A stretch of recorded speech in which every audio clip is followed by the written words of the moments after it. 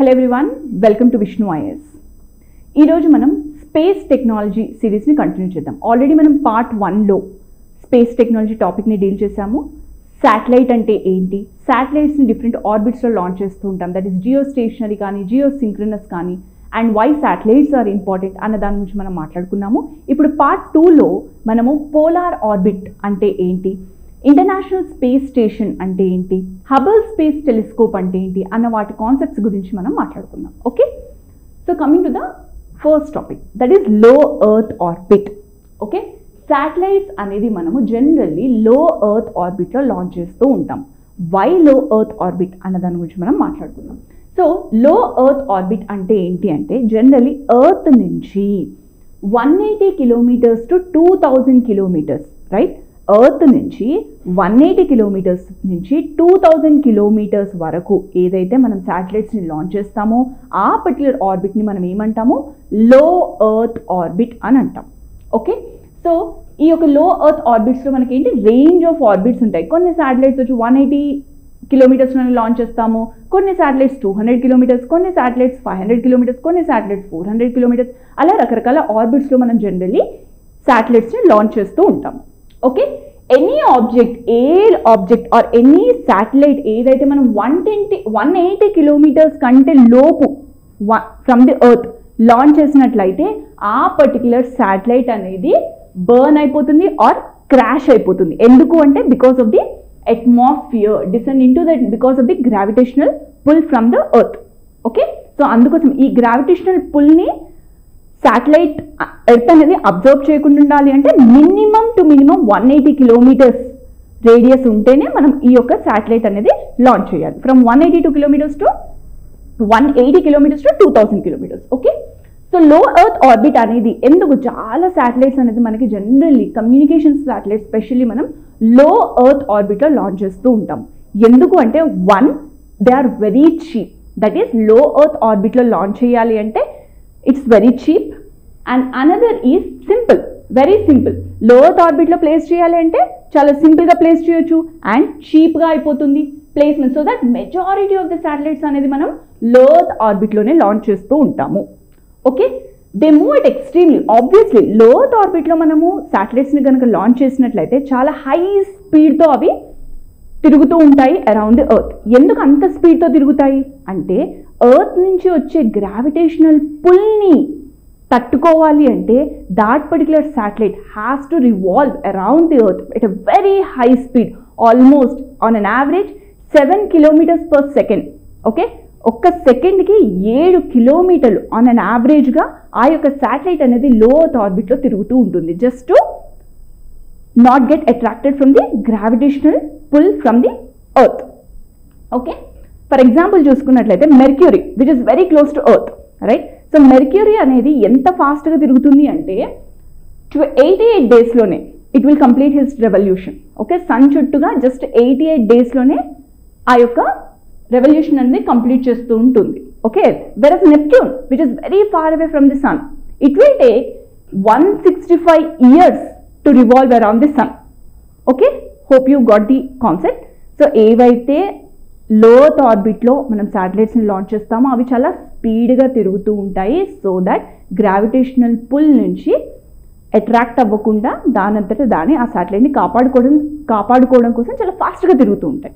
Same like mercury. ఎందుకంత ఫాస్ట్గా తిరుగుతుంది అంటే జస్ట్ సన్ నుంచి వచ్చే గ్రావిటేషనల్ ఫోర్స్ని అట్రాక్ట్ అవ్వకుండా ఉండడం కోసము చాలా ఫాస్ట్గా తిరుగుతుంటుంది. Okay, the international space station ఏదైతే ఉందో, ద ఇంటర్నేషనల్ స్పేస్ స్టేషన్ గురించి మనం మాట్లాడుకుంటాం డీటెయిల్గా. ఈ యొక్క ఇంటర్నేషనల్ స్పేస్ స్టేషన్ అనేది లో ఎర్త్ ఆర్బిట్లో ప్లేస్ చేయడం జరిగింది.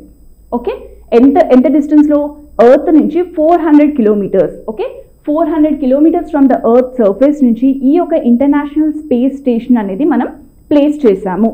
Okay, so low earth orbit అంటే ఇది చూడండి. లో ఎర్త్ ఆర్బిట్ అనేది ఏమని చెప్పాను, ఆల్టిట్యూడ్ ఎంత ఉంటుంది, it is around 180. So 180 kilometres నుంచి 2000 kilometres radius or altitude. Satellites travel obviously ఏమని చెప్పాను, లో ఎర్త్ ఆర్బిట్లో ఉన్న శాటిలైట్స్ అనేవి చాలా ఫాస్ట్గా రొటేట్ అవుతూ ఉంటాయి ఆర్ రివాల్వ్ అవుతూ ఉంటాయి around the earth. Geosynchronous orbit ఏదైతే ఉంటుందో అదే ఎక్కడ ఉంటుంది, high orbit, right? Low earth orbit కాదు, హై ఎర్త్ ఆర్బిట్లో మనకి ఈ యొక్క geosynchronous as well as geostationary శాటిలైట్స్ని లాంచ్ చేస్తూ ఉంటాం. That is around 36,000 kilometres. Okay,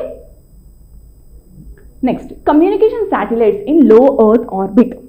okay, మనం ప్రీవియస్ వీడియోలో మాట్లాడుకున్నాము కమ్యూనికేషన్ శాటిలైట్స్కి ఏవైతే ఉంటాయో వాటికి జనరల్లీ జియో స్టేషనరీ ఆర్బిట్స్లో రికమెండెడ్, జియో స్టేషనరీ ఆర్బిట్లో కనుక మనం లాంచ్ చేసినట్లయితే మనకి సిగ్నల్స్ అనేది ప్రాపర్గా వస్తూ ఉంటాయి.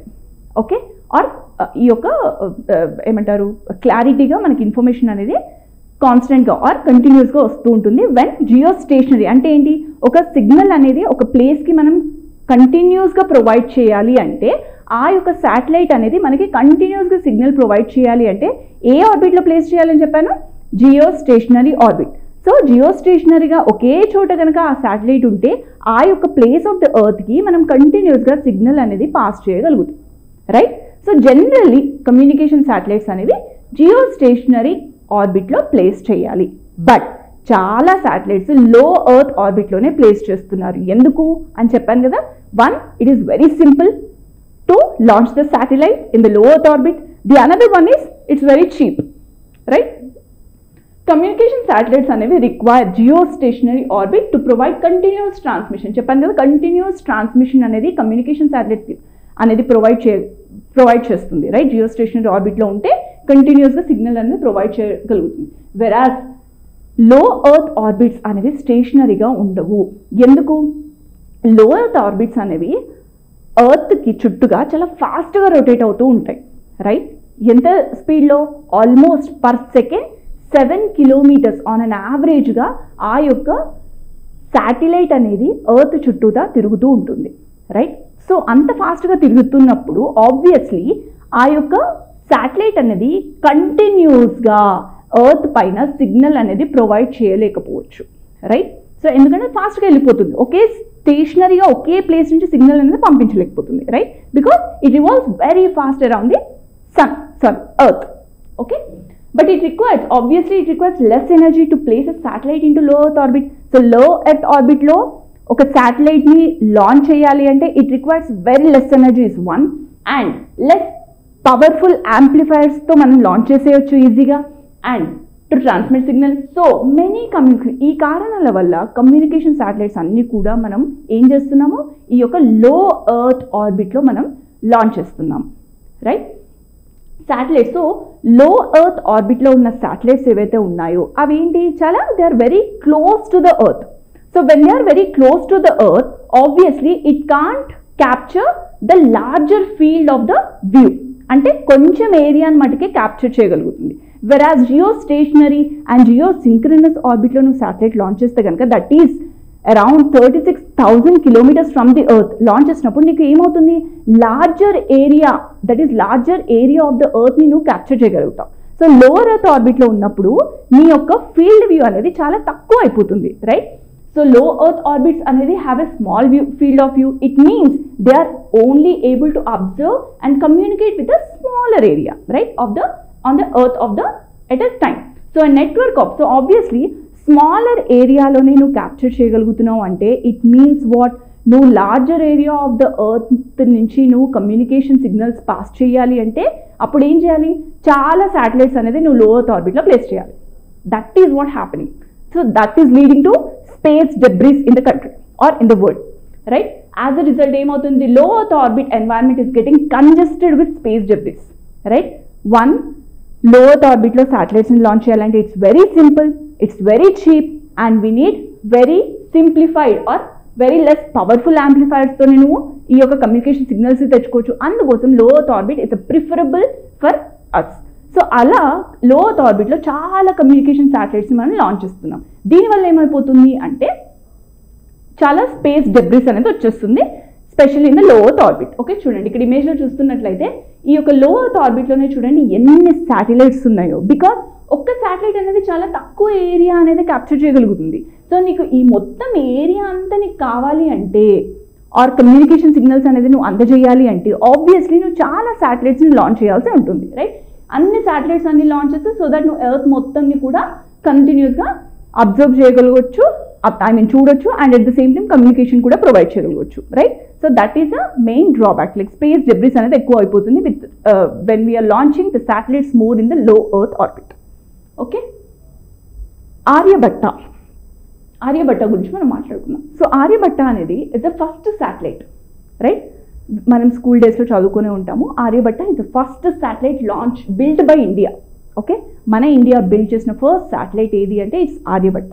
Okay, it is named after a prominent Indian astronomer and mathematician of the 5th century CE. ఎవరైతే ఆర్యభట్ట ఉన్నారో ఆయన నేమ్ తీసుకొని మనం దీనికి నేమ్ ఇవ్వడం జరిగింది. ఓకే, దీన్ని కూడా లో ఎర్త్ ఆర్బిట్లోనే ప్లేస్ చేశాము.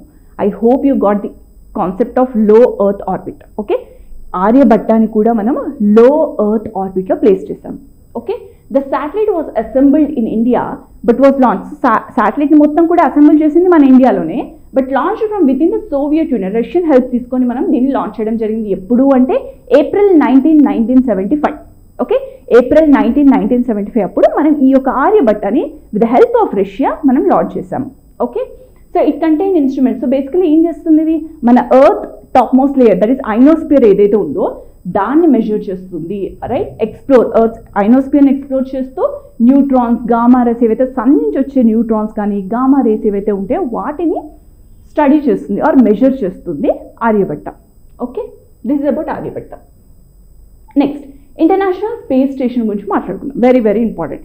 ఇంటర్నేషనల్ స్పేస్ స్టేషన్ని కూడా మనం ఏ ఆర్బిట్లో ప్లేస్ చేసాము? Low earth orbit. Okay, international space station అనేది లో ఎర్త్ ఆర్బిట్లో ప్లేస్ చేసాము. It is a habitable artificial satellite. Habitable అంటే ఏంటి?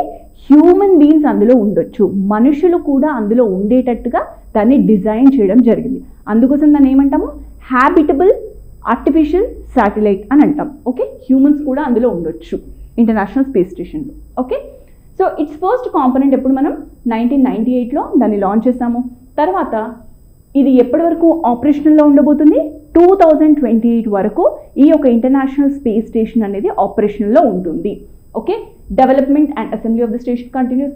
ISS అనేది that is international space station అనేది it's the largest human made body in orbit and can often even చాలా పెద్దగా ఉంటుంది ఈ యొక్క ఇంటర్నేషనల్ స్పేస్ స్టేషన్. ఈవెన్ మనం ఎర్త్ నుంచి కూడా విత్ ఆ నేకెడ్ ఐ మన కళ్ళతో ఆ యొక్క ఇంటర్నేషనల్ స్పేస్ స్టేషన్ని చూడొచ్చు అనమాట. The ISS serves as a microgravity. Microgravity అంటే ఏంటి? మైక్రోగ్రావిటీ అంటే మనకి ఈ యొక్క ఇంటర్నేషనల్ స్పేస్ స్టేషన్ లోపల గ్రావిటేషనల్ ఫోర్స్ అనేది చాలా తక్కువగా ఉంటుంది, రైట్? సో దట్ మనుషులు అనేది అందులో ఉండి ఆ యొక్క రీసెర్చ్ ల్యాబొరేటరీ లాగా లైక్ స్పేస్ ఎన్వైరన్మెంట్లో ఈ యొక్క రీసెర్చ్ అనేది చేస్తారనమాట with respect to human biology కానీ, ఫిజిక్స్ కానీ, ఆస్ట్రానమీ కానీ, వెదర్ కానీ, ఆ యొక్క కండిషన్స్లో, స్పేస్ కండిషన్స్లో, మైక్రోగ్రావిటీ కండిషన్స్లో ఏ విధంగా వర్క్ చేయాలి, రీసెర్చ్ చేయాలి అనే దానిపైన వీళ్ళు చేస్తూ ఉంటారు అనమాట ISSలో. Okay, very important. Next point మన న్యూస్లో ఉంది, ఇది భారతీయ అంతరిక్ష స్టేషన్. Very very important. మన సొంతంగా మన ఇండియన్ స్పేస్ స్టేషన్ అనేది లాంచ్ చేయాలి అనుకుంటుంది మన ఇస్రో. ఎప్పటి వరకు? By 2035. By 2035, India is planning to have its own indigenously developed space station. Okay, that is called Bharatiya Antariksh Station. Is India's proposed space station which the ISRO aims to set up by 2035. It will serve as a platform for conducting space research కానీ, experiments కానీ, ఈ యొక్క microgravity కండిషన్స్లో మనం ఈ యొక్క research and experiments conduct చేయడం కోసం మన ఓన్ స్పేస్ స్టేషన్ని లాంచ్ చేయాలి అని అనుకుంటుంది. That is proposed by ISRO by 2035. Okay, next ISS అనేది మెయింటైన్స్ ఇన్ ఆర్బిట్. ఎంత ఆల్టిట్యూడ్లో ఉందని చెప్పాను? అరౌండ్ 330 to 435 కిలోమీటర్స్ మన ఎర్త్ నుంచి ఉంది. And it completes. సో ఒక్క రోజులో ఎన్ని ఆర్బిట్స్ తిరుగుతుంది, మన ఎర్త్ చుట్టూ ఎన్నిసార్లు తిరుగుతుంది ఈ యొక్క ISS అంటే 15.5 ఆర్బిట్స్ అనేది కంప్లీట్ చేస్తూ ఉంటుంది. Okay, very very important point. ISS programme అనేది ఇట్స్ అ జాయింట్ ప్రాజెక్ట్. ఎవరి మధ్యలో? It's a joint project among participating space nations like NASA, that is National Aeronautics and Space Administration, and JAXA, that is Japanese Space Station, and Roscosmos అంటే Russian Space Agency, and European Space Agency, and Canadian Space Agency. ఈ యొక్క 5 space agencies యొక్క collaborative, that is a joint project of this particular ISS. So ISS, International Space Station, is a joint venture between these 5 space agencies. Very, very important. Okay. The ownership and use of the space station is established by intergovernmental treaties and agreements. ఈ యొక్క మొత్తం ownership అంతా కూడా ఈ యొక్క countries మధ్యలో or space stations or space agencies మధ్యలో intergovernmental treaties కానీ అగ్రిమెంట్స్ కానీ సైన్ చేసుకుంటూ ఉంటారు. ద స్టేషన్ ఈ మొత్తం కూడా ఇంటర్నేషనల్ స్పేస్ స్టేషన్ని 2 పార్ట్స్గా డివైడ్ చేశారు.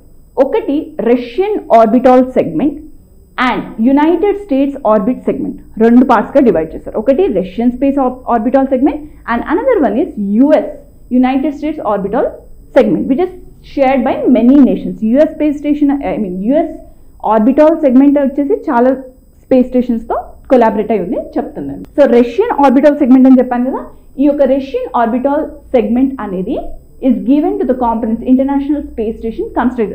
రష్యా కన్స్ట్రక్ట్ చేసిన వాటికి మొత్తం కూడా రష్యన్ ఆర్బిటాల్ సెగ్మెంట్ అని అంటారు. ఓకే. అండ్ ఆపరేటెడ్, ఎవరు ఆపరేట్ చేస్తారు? రాస్కాస్మస్. ఓకే. అండ్ ఆర్ఓఎస్ బేసికలీ వీళ్ళు ఏం చేస్తారు? ఈ రాస్కాస్మస్ వాళ్ళు ఈ యొక్క గైడెన్స్ కానీ నావిగేషన్ కానీ కంట్రోలింగ్ కానీ మొత్తం ఈ యొక్క స్టేషన్ హ్యాండిల్ చేస్తుంది. వేరాస్ యునైటెడ్ స్టేట్స్ ఆర్బిటాల్ సెగ్మెంట్ ఏదైతే ఉందో దీనికి మొత్తం కన్స్ట్రక్షన్ అండ్ ఆపరేటెడ్ బై ఎవరెవరు మొత్తం దీనిలో 4 స్పేస్ ఏజెన్సీస్ ఇన్వాల్వ్ అయి ఉన్నారు. ఒకటి నాసా, ఇంకోటి European Space Agency, Canadian Space Agency and JAXA, that is Japan Aerospace Exploration Agency. So ఈ 4 ఇన్వాల్వ్ అయి ఉన్నది united space orbital segment. Russian orbital సెగ్మెంట్లో ఓన్లీ రష్యా ఇన్వాల్వ్ అయి ఉంది. Okay. The station has been continuous. So ఇప్పటివరకు ఎన్ని సంవత్సరాలు అవుతుంది ఈ యొక్క ఇంటర్నేషనల్ స్పేస్ స్టేషన్ మన లో ఎర్త్ ఆర్బిట్లో ప్లేస్ చేయబట్టి? 25 years అవుతుంది. ఓకే. 1998 రైట్. సిన్స్ 2000లో మనం దీన్ని లాంచ్ చేస్తే ఇప్పటికీ ఇట్స్ నాట్ 2000 ఇయర్, నాకు ఎగ్జాక్ట్లీ మెన్షన్ చేయలేదు, but it's been 25 years. Okay. 1998 I guess. So 1998లో మనం ఇంటర్నేషనల్ స్పేస్ స్టేషన్ లాంచ్ చేస్తే ఇట్స్ బీన్ 25 years మనకి ఈ యొక్క ఇంటర్నేషనల్ స్పేస్ స్టేషన్ని లాంచ్ చేయలేదు. నెక్స్ట్ మనం హబుల్ స్పేస్ టెలిస్కోప్ గురించి మాట్లాడుకుందాం.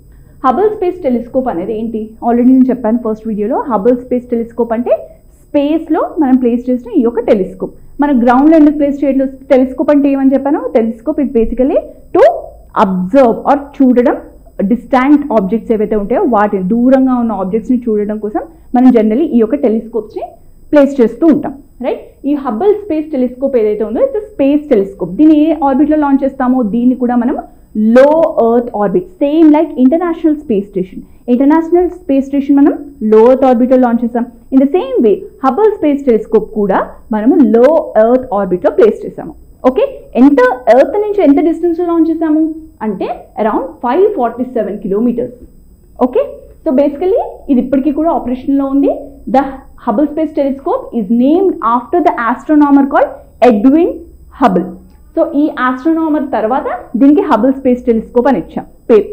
And Edwin Hubble was the first person to actually tell that the universe is expanding, galaxies are moving apart అని చెప్పిన ఫస్ట్ వ్యక్తి ఎవరు అంటే Edwin Hubble.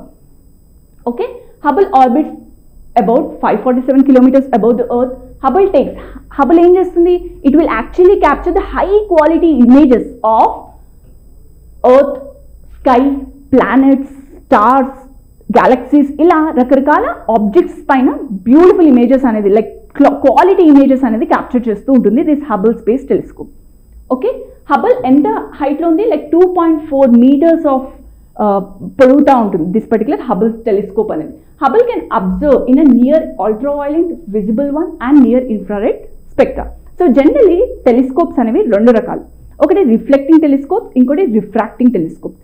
Refracting telescopes will actually use lens, whereas refracting telescopes ఏవైతే ఉంటాయో that will actually use lens, whereas reflecting which is Hubble telescope is a reflecting telescope because it will actually use mirror. Okay. So reflecting telescopes ఏవైతే ఉంటాయో that will actually use mirror. Okay. Hubble's orbit outside the distortion of Earth's atmosphere allows it to take. So obviously మనకు ground లో ఉన్న telescopes ఏవైతే ఉంటాయో it will have lot of distortion. Earth లో ఉన్న atmosphere కానివ్వండి, వెదర్ కండిషన్స్ కానివ్వండి, dust particles కానీ, ఇలా రకరకాల కారణాల వల్ల చాలా డిస్టార్షన్ అనేది ఉంటుంది. Like it can't capture the quality images from the surface of the earth, and that is the reason why we place the telescopes in the space. Okay, so that it can actually capture the quality images by avoiding the distortion which comes from the atmosphere. Hubble is getting old. So ఇప్పుడు Hubble అనేది it's been almost 1990లో మనం దీన్ని place చేసాం. So it's been close to around 25 to 30 years అవుతుంది. సో దాని యొక్క hardware కానివ్వండి, సాఫ్ట్వేర్ కానీ చాలా అవుట్డేటెడ్ అయిపోయింది. సో దీని యొక్క అప్డేటెడ్ వర్షన్ ఉండడం చాలా ఇంపార్టెంట్, రైట్? సో అందుకోసమని మన యొక్క NASA, very very important, NASA as well as European Space agency వీరిద్దరు కలిసి ఈ యొక్క జేమ్స్ వెబ్ టెలిస్కోప్ని లాంచ్ చేద్దాము అనేసి తయారు చేస్తున్నారు. Okay, they are preparing for to launch this James Webb telescope by replacing Hubble space telescope. Okay, ఇది వచ్చేసి మనకి ఇన్ఫ్రారెడ్ టెలిస్కోప్గా పనిచేస్తుంది. సో హబుల్ స్పేస్ టెలిస్కోప్ కన్నా ఈ యొక్క జేమ్స్ వెబ్ టెలిస్కోప్ అనేది కొంచెం పెద్దగా ఉంటుంది. And so that even clouds నుంచి వచ్చే డిస్టార్షన్స్ కానివ్వండి అండ్ డస్ట్ పార్టికల్స్ ఏవైతే ఉన్నాయో ఆ యొక్క డిస్టార్షన్స్ అన్నింటినీ కూడా నెగేట్ చేస్తూ ప్రాపర్ క్వాలిటీ ఇమేజెస్ని క్యాప్చర్ చేయగలుగుతుంది this particular James Webb telescope which is going to come in the future, developing by NASA and European Space Agency. Okay, next polar orbit గురించి మాట్లాడుకుందాం. సో శాటిలైట్ అనేది మనకి polar orbit అంటే ఏంటి? North to south direction. Okay, ఒక satellite అనేది north to south డైరెక్షన్లో మనం గనక శాటిలైట్ని లాంచ్ చేస్తే దాన్ని మనం ఏమంటాము? పోలార్ ఆర్బిట్ అని అంటాం. ఈ విధంగా okay, over the poles and takes approximately మన ఎర్త్ చుట్టూతా ఈ యొక్క పోలార్ ఆర్బిట్ శాటిలైట్ కంప్లీట్ చేయాలనుకుంటే it will take just around 1.5 hours.